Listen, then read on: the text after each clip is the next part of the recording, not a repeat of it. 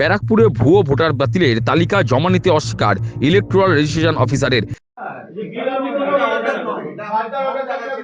SIR প্রক্রিয়ার পর ব্যারাকপুরে ভোটার তালিকা থেকে ভুয়ো ভুতুরে ভোটারের নাম বাদ যায়নি। অভিযোগ, ব্যারাকপুর সংসদীয় ক্ষেত্রে ভুয়ো ভোটারের সংখ্যা 1 লক্ষের বেশি। মঙ্গলবার ব্যারাকপুর প্রশাসনিক ভবনে ভুয়ো ভোটারের তালিকা জমা দিতে আসেন ভাটপাড়ার বিধায়ক পবন কুমার সিং এবং বিজেপির ব্যারাকপুর জেলা সভাপতি তাপস ঘোষ। অভিযোগ, ইলেকট্রাল রেজিস্ট্রেশন অফিসার অর্থাৎ ইআরও ভুয়ো ভোটারের সপক্ষে নথিপত্র জমা নিতে অস্বীকার করেন।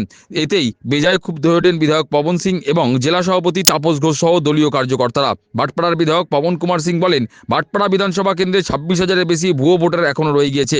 ভুয়ো ভোটার বাদ দেওয়ার জন্য নথিপত্র জমা দিতে তিনি ইআরওর কাছে এসেছিলেন, কিন্তু উনি ভুয়ো ভোটারের তালিকা জমা নিতে অস্বীকার করেছেন। পবনের দাবি, মৃত ভোটার ছাড়াও বাংলাদেশি অনুপ্রবেশকারীদের নামও ভোটার তালিকায় এখনো জলজল করছে। এসেছে কালকে জবকি ছুটি ছিল না, ইলেকশন কমিশন ডিক্লেয়ার করেছেন কি ইলেকশন কাজ কখনো দিন কোন দিনও বন্ধ হবে না। তো আমি ছিল, আমার জেলা প্রেসিডেন্ট তপসদা ছিল, আর বাকি আমার কর্মী আছে, যা আমার কার্যকর্তা কালকেও এসেছে। কালকে আমার ভাটপাড়া ইআরও সঙ্গে কথা হয়েছে। ওই মিন্স সব অফিস বন্ধ ছিল, তাহলে ইআরও ছিল, ভাটপাড়া ইআরও। ও আমাকে বলেছেন সেম কথা যেরকম আমার জেলা প্রেসিডেন্ট বলেছেন। আপনি তো ভাটপাড়ার বিধায়ক, হ্যাঁ, কত ভুয়ো ভোটার রয়েছে আপনার? আমার ওখানে তো মোর দ্যান 20-25,000 আছে।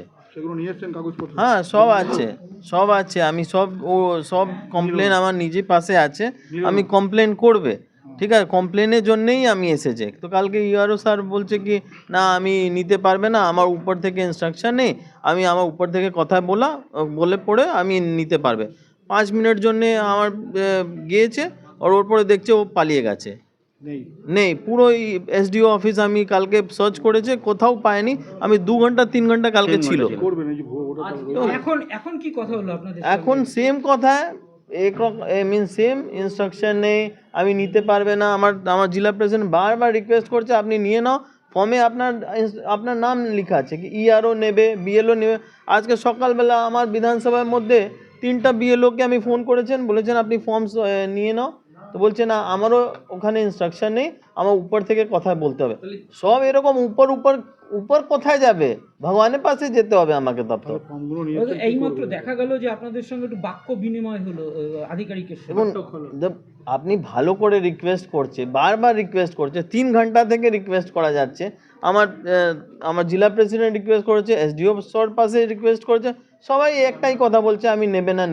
মিন্স এরকম যে লোক, মিন্স অন্য দেশ থেকে এসে আমার দেশে, আমার রাজ্যে এরকম ফলস ভোটার পড়ে এরকম ভোট দিচ্ছে, আর আমি ওখানে কমপ্লেন করে যাচ্ছে, তো বলছে কমপ্লেন নেবেন না। এখন পরবর্তী পদক্ষেপ কি করবেন? আপনাদের তো কমপ্লেনটা যেরকম প্রসিজার আছে প্রসিজার মধ্যে যাবে, না নেবেন তো এবার ইলেকশন কমিশনকে কালকেও আমি মেল করেছেন, কমপ্লেন করেছেন, আজকেও মেল করবে, আর উইথ প্রুফ মেল করবে কি দেখুন আপনার অফিসে আপনার যে অফিসার লোক আছে, যে যার উপরে আপনি দায়িত্ব দিয়েছেন এরকম কাজের জন্যে, আর এরকম অফিসার আমার সঙ্গে কোঅপারেট না করবে তো আমি কোথায় যাবে। আজকে যেরকম আমার জেলা প্রেসিডেন্ট যেরকম অ্যাগ্রেশন মোডে চলে এসেছে, নিশ্চয়ই আসা একটা হিউম্যান বিং নেচার আছে কি আপনি ভালো করে কারোকে 1 বার 10 বার 20 বার বলবেন আর কেউ আপনাকে গুরুত্ব দেবেন না, তো আপনি কি করবেন? সময় তো একদমই নেই, আর সময়ও নেই। আর আজকে এইসব যে ভোটার, যে আমার ভোটার নেই, অন্য রাজ থেকে মিন্স অন্য কান্ট্রি থেকে এসে, বাংলাদেশ থেকে এসে এখানে আমার ভোটার হয়ে যাচ্ছে, তো কালকে যে এখানে যে ভোটার আছে ওর যে কি বলা যায়, ওর যে অধিকার আছে, যা ওর রাইটস আছে, যা ওর বেনিফিট যা পাবে, তো আমার লোকই বেনিফিট পাবে না, আর বাইরে কান্ট্রি থেকে লোক এসে এখানে বেনিফিট পাবেন। আপনার এসআইআর যে ফর্ম নিয়ে এসেছেন এর মধ্যে কি বেশিরভাগ কি মৃত ভোটার না ভুয়ো ভোটার? দেখুন, মৃত ভোটার তো আছেই, ভুয়ো ভোটারও আছে, আর সবচেয়ে বড় ব্যাপার আছে বাংলাদেশ থেকে এসে এখানে ভোটার হয়ে গেছে, পাকিস্তান থেকে এসে এখানে ভোটার হয়ে গেছে।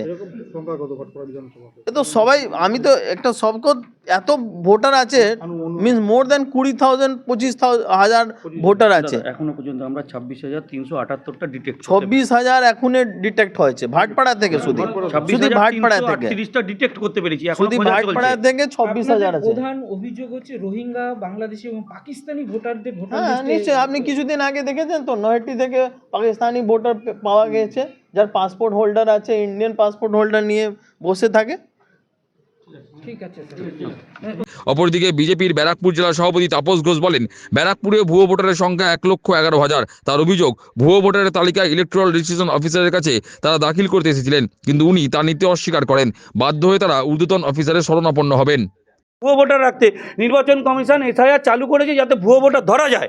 ভুয়ো ভোটার ধরার পরেও আপনাদের বললাম যে 1,43,363টা মাইনাস করার পরেও 1,11,000 ব্যারাকপুর লোকসভায় রয়ে গেছে। সেটাকে আমরা যখন ধরিয়ে দিচ্ছি তখন এদের মতো কিছু আসাদা নিচ্ছে না। শাসক দলের কোনো নির্দেশে এরা কি কাজ করছে? সেটা ওনারা বলতে পারবে, অবশ্যই আছে। শাসক দলের এরা প্রভাব বিস্তার করার চেষ্টা করছে। অ্যাকচুয়ালি নির্বাচন কমিশনের কাছে তো এরকম ইনফ্রাস্ট্রাকচার নেই, ওরা রাজ্য সরকারের ইনফ্রাস্ট্রাকচারই ব্যবহার করে। এরা দলদাসে পরিণত হয়ে গেছে, তার জন্য দলের নির্দেশ যা আসছে সেভাবেই কাজ করছে। কিন্তু এটা আমরা ছাড়বো না। আমরা যারা শাসক দল তারা কোন দল আপনারা বুঝেন, আপনার শাসক দল যারা শাসক দলের নির্দেশেই এটা করছে। এই সময় তো হাতে নেই আর কিছু।